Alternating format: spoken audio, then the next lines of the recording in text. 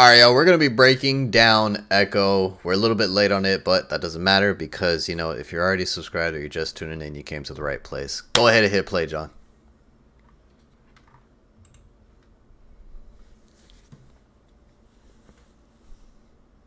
She's got one leg. I just realized it said Choctaw subbed. So this is like Native American language, like in the subtitles at least. I didn't know I clicked on that one, but that's pretty neat.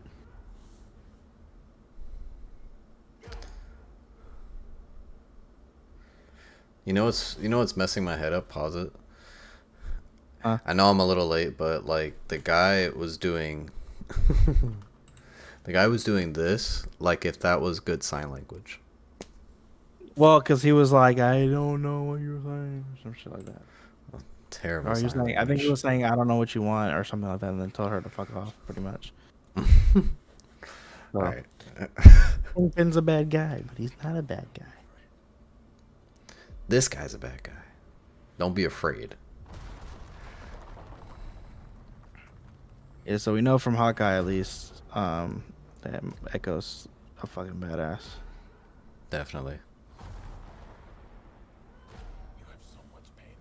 And she got one leg. I forgot about that actually. What the hell? Hey, that don't stop her. Nah. She she will still fuck But you up. She'll fuck all of us up.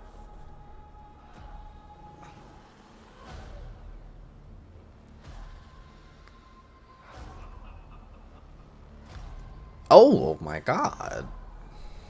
yeah, I love the brutality of this trailer because it's just showing a side of the MCU at least that we haven't seen. And we've seen through the Netflix shows. Obviously, you saw Daredevil Oh. there. Oh no, I saw Oof, that that too. was clean too. That freaking chair kick. All right. I I think kick. that's her. I think that's her dad, by the way. Oh no, that's her. Okay, because I know her Yeah. dad had long hair too, in the Hawkeye season. Um, whenever she went to like flashbacks or whatever, they would show his dad. What did he say at the end? Go all the way back. Profile to Um, TVMA stream. Okay, so we're gonna see some brutality shit. yeah. Who's the monster? So you saw his eye there. Yeah. So at the end of Hawkeye, she actually shot him in the face. Yep. Now she's ready to So take out both eyes. she was, yeah, she about to be double blinded. So Yeah. actually, it happened in the comics too. Him getting shot in the face. Can't remember if it was her or not that did it, but yeah, she did end up getting, or he did end up getting shot in the face, and then I think in the comics it was both his eyes that were kind of covered. Mm, brutal. Tough. But I think he comes back from that. I don't think he actually just has only one eye because Kingpin's a freak of nature. So He is a weird freak of nature. Also, this is the smallest version of Kingpin. No one's gonna find somebody as large as the comic book accurate Kingpin. yeah. Uh, Thoughts on the trailer though? You can actually X out of that share screen though. So I mean, it looked like a good trailer. It actually has me kind of hooked because the action looks great. The fact that it's a lot grittier than most of the other shows, most of anything in the MCU, is great. It looks like it's going back to the Netflix Daredevil format with the grittiness and the Mm. bloodiness of it all, the Punisher and all that stuff. Those two shows were like the darkest shows in that Marvel. Marvel was producing at the same time as the MCU, except they just never coined them as MCU and then kind of like canceled them and Yeah. whatnot. Now they're bringing their characters back, so we don't know if it's canon again. But We know uh, Daredevil's canon. yeah, but we don't know if the shit he went through in the show is canon. That's the thing. Yeah, yeah. Um, You're right. You're right. um, so I like that it's kind of going it back in that direction, and it gives me hope for other things like Blade and possibly Ghost Rider.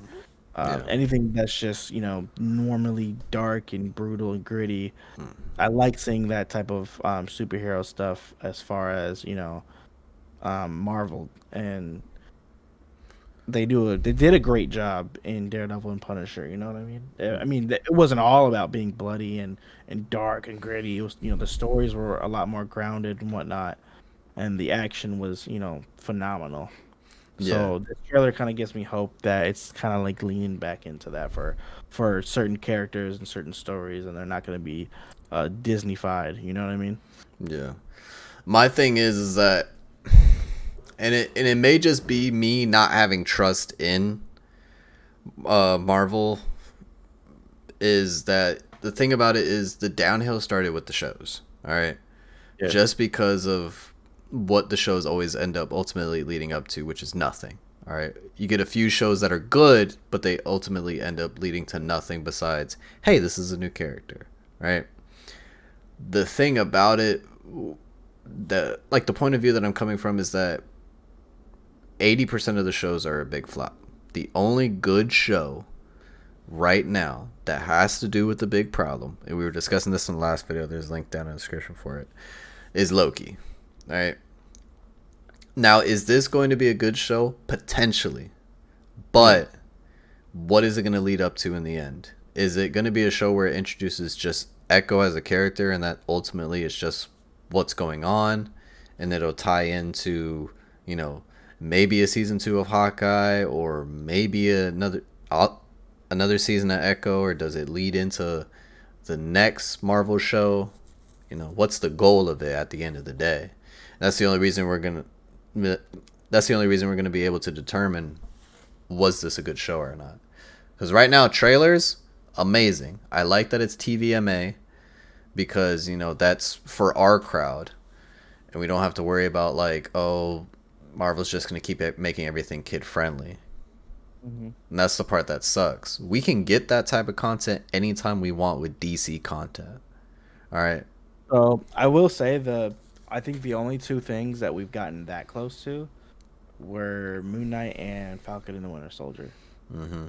And so borderline Multiverse of Madness, because it did get pretty dark. Yeah, I feel like if they would have made it rated R, it would have been a lot better and a lot more like crazier. Yeah, I don't think the rated R necessarily would say it would be better. Like, I don't think it would just automatically make it better. Mm-hmm. But I think that it probably could have been written differently if it was rated R. Yeah, you're dealing with like a bloodlusted Wanda, so Scarlet Witch, multiversal threat who can literally wipe out the existence. Oh yeah, and she killed the Illuminati in like 5 minutes. So yeah, it's like they could have done a lot more with that. Anyways, but with Echo, yeah, the only things that come close to that are Falcon and the Winter Soldier, and I would say more so of Moon Knight, especially when Mark Spector would take over, and kill all the bad guys to protect. I forgot what his other personality was, or at least the main personality that was portrayed in the show. Talking about the dude with the British accent? Yeah, I can't remember his name, but his Moon Knight look is Mr. Knight, where he has like the tux and whatever. Yeah. So I would say, I guess, just Mr. Knight. So whenever he protected Mr. Knight, it was always like blood on his hands or his face or something because he just killed a bunch of people. So I feel like if they ever showed that, I feel like it would be TVMA and a lot crazier than what we saw. But I mean, it still got pretty gritty. Yeah, so what he was portraying was Mark Spector, Moon Knight, Stephen Grant, yeah, Mr. Knight, and Jake Lockley. Yeah, Jake Lockley was at the end of the show. But yeah, I mean, that's the only thing we've saw so far. I mean, the street level heroes, I really feel like should stay TVMA, and I feel like Spider-Man should even have a rated R, or not even rated R. It doesn't have to be, but something more street level and grounded and gritty.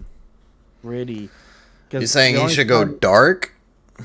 Yeah, because he's had dark storylines. He's had, No Way Home is kind of a dark storyline too. Like, right. If you get rid of the whole multiversal aspect and you just look at everything leading up to Aunt May's death, that's a dark storyline.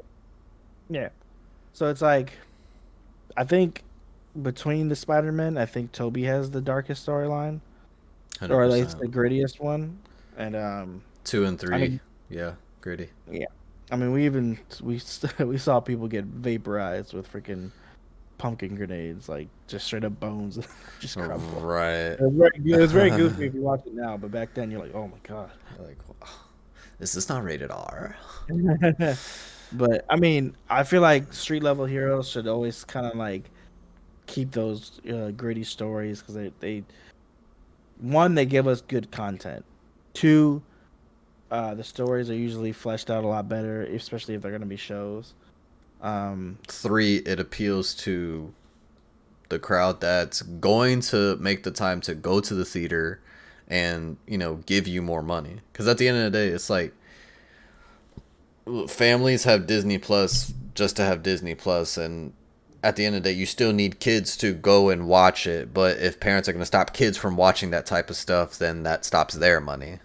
All right. But at the end of the day, it's people like us, the 18 and up, mid 20s, early 30s, that are giving them the money. So they kind of really do have to appeal to our crowd a lot and less for the kid friendly stuff. Not saying that every I Marvel mean, most character of should the get a fans rated R anyways, movie. yeah, most of the fans anyways are all adults. Like the kids go there because they Spider Man, yeah, like, they like superheroes. They like seeing superheroes in action. They're not paying attention to the story. They're not paying attention to the dialogue. yeah. They want to see superheroes duke it out. So it's like Punch, punch, slam. yeah. So I feel like those movies. I mean these movies have been good for that factor. Kids like to see the superheroes. Kids like to see Black Panther kick ass, Spider Man kick ass, Iron Man, whoever it is on screen. They like to see just Just all the Avengers, action. basically. Yeah, they like to see all the action. They like they don't care about the narrative.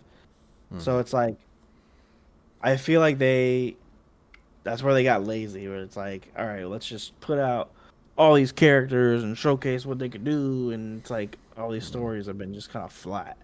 Right. That's basically what it's been doing. But I think let's end it with this. On a scale from 1 to 10, what's the potential of Echo? How good can it be? How bad could it be? Potentially. I say, I say, if it flops, it won't flop hard.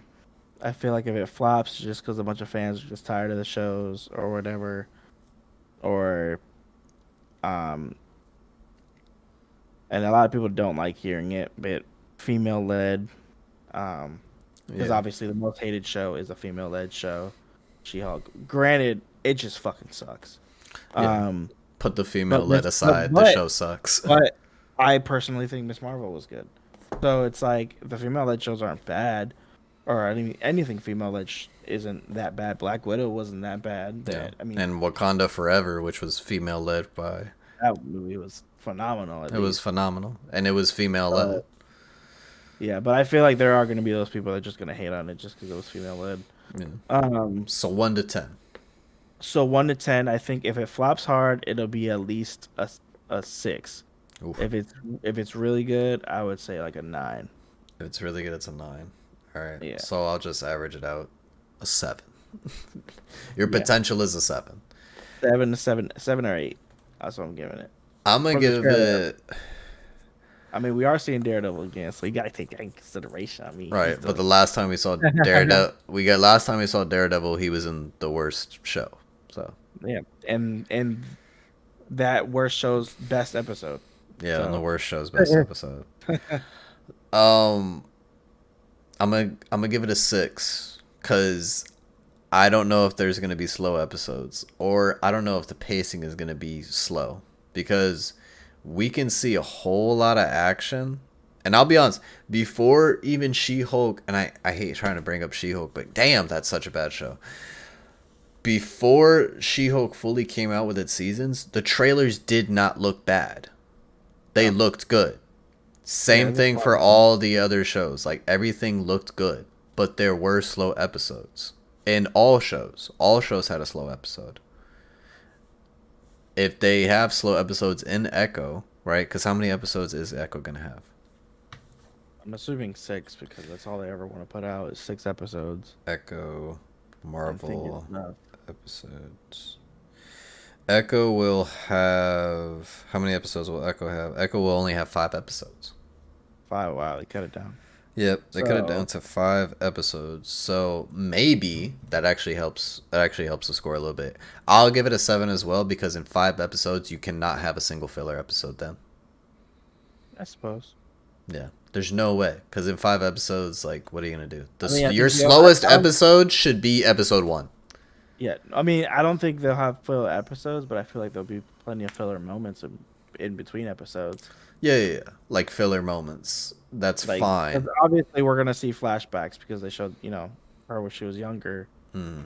and Kingpin when he first met her or whatnot. So it's like we're gonna see filler, with flashbacks and filler with just slow moments in the shows. But I feel like it's gonna be pretty action packed and pretty good. Yep, I'm looking forward to it. Hope you guys enjoyed it.